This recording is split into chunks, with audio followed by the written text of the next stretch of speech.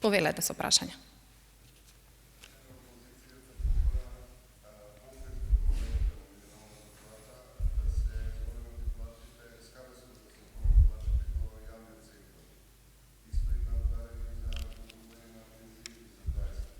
Така.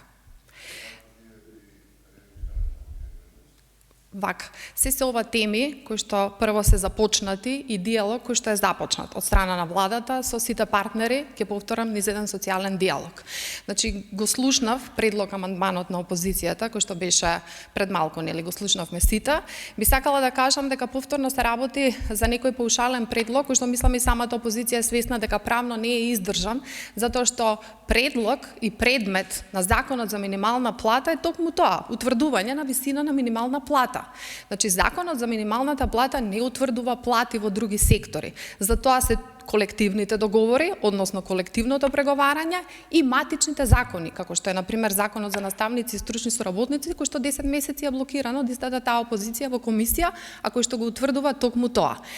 Повеќе пати беше спомнато и најавено од владата дека тој диалог продолжува. Она што исклучително е важно, да тој диалог продолжи со сите партнери. Не можеме ние да предлагаме решенија без усогласување и компромис со социјалните партнери, затоа што тоа е на некој начин и минирање на социјалниот диалог. Во однос на пензиите, значи сведоци сме дека се што ќе се најави како реализација на мерка од владината програма, опозицијата излегува со некој свој предлог, мислам чисто колку да се покаже загриженост. Прво, нивното раководство беше, како и секогаш претходно, против зголемување на минималната плата, па откако увидоа дека ќе се зголеми и дека ќе се постигне договор, излегоа со идеја за предлог амандман на зголемување на платите на наставниците. Па и му кажавме дека истите тие блокираат, нели, таков закон веќе 10 месеци во собрание, па после излегоа со идентичен свој закон.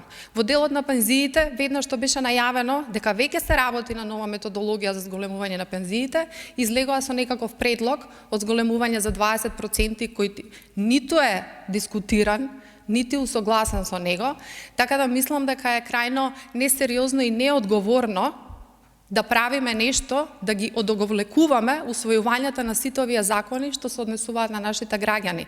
Мислам, несериозно од сите нас пратеници и пратенички тука, затоа што земаме пари од граѓаните и треба да направиме се што е во наша мок да побрзо бидат усвоени и донесени тие измени, затоа што навистина сме свесни дека во вакви моменти им е потребна поддршка на граѓаните.